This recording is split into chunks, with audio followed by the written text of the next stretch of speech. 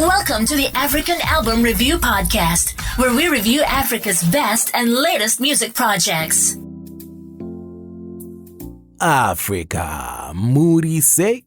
My name is MJ Wemoto, and I welcome you to the African Album Review Podcast.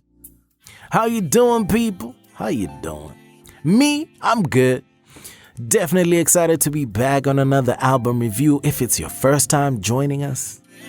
What I do here is dissect African albums from the last year or so, usually the best of the best, just to find out what's happening, you know. So I take a look at the music, the technical aspects, the flow, and a whole lot more. And then I give my suggestions and recommendations whether you should listen to the album or not. Anyway, where are we taking it to this week? Looks like it's another first, this time, Rwanda. The latest African album review is... Loading! Album review. First thoughts.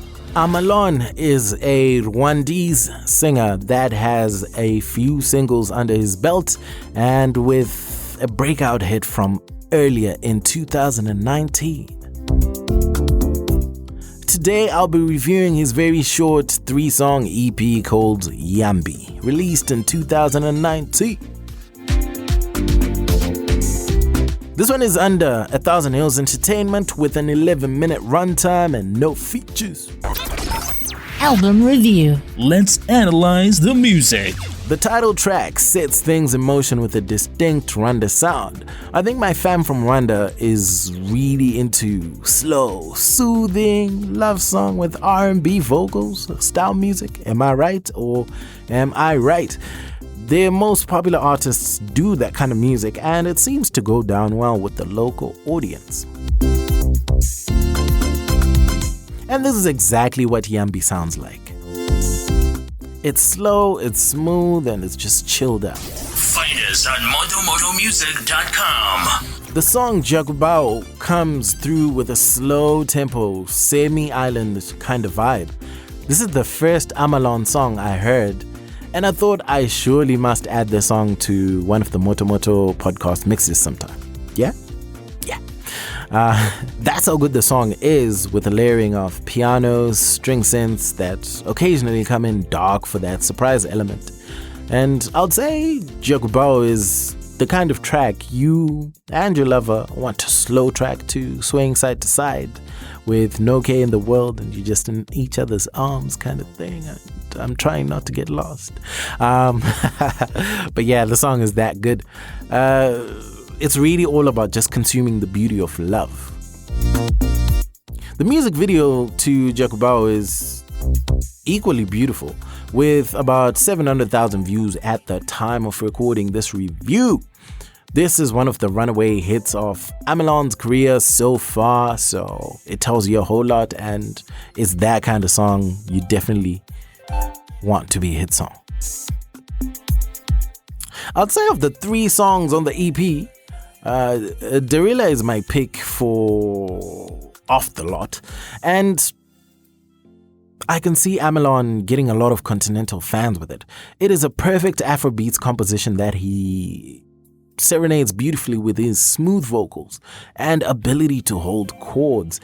It is the ever so popular pom-pom sound that I would say in this case is the Rwandese take on the wider sound. Album review.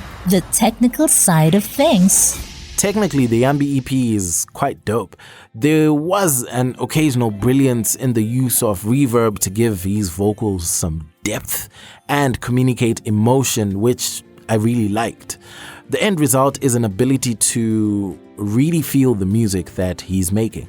Crazy because he hardly sings anything in English. I think mostly it's in Kinyarwanda, but love has many languages, of course, so you know the deal, my friends.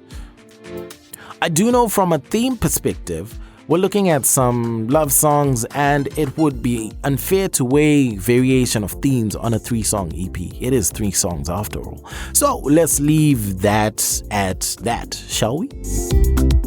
Add in the relevance of the instrumentation to the modern sound, then you have a nicely packaged EP that meets the standard of modern day music. There was not much to fault, especially as a 3-track EP where all the songs are good in their own right and none of them sounded similar to the other. There's nothing I enjoy more than the clarity of instruments and vocals on a project. It always means a whole lot more to me to have that taken care of as it should. And on that, well done, Amalon. Album review. The final thoughts.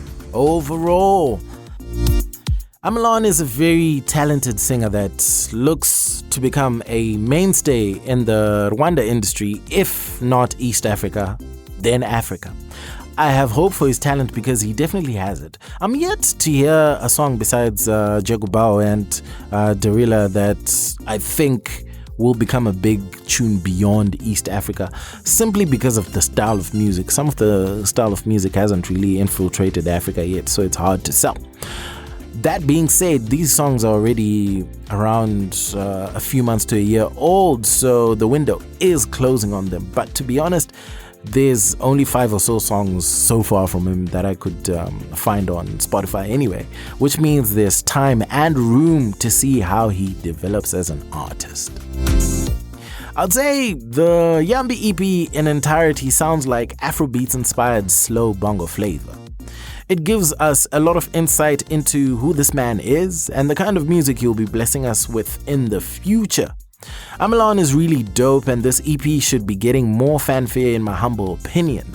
Darila and Jekubao, like I said, are amazing tracks, and more people should know this man. Otherwise, it's a good EP. Definitely give it a try, and it could be your entry into the Rwanda music space. I listened to the EP online, and you should give Amalon a try. And that's it from me. My name is MJ Wemoto, son of Zimbabwe, signing out. This was the African Album Review. Peace. Dane. Moto Music, the best place to listen to podcasts about African music online.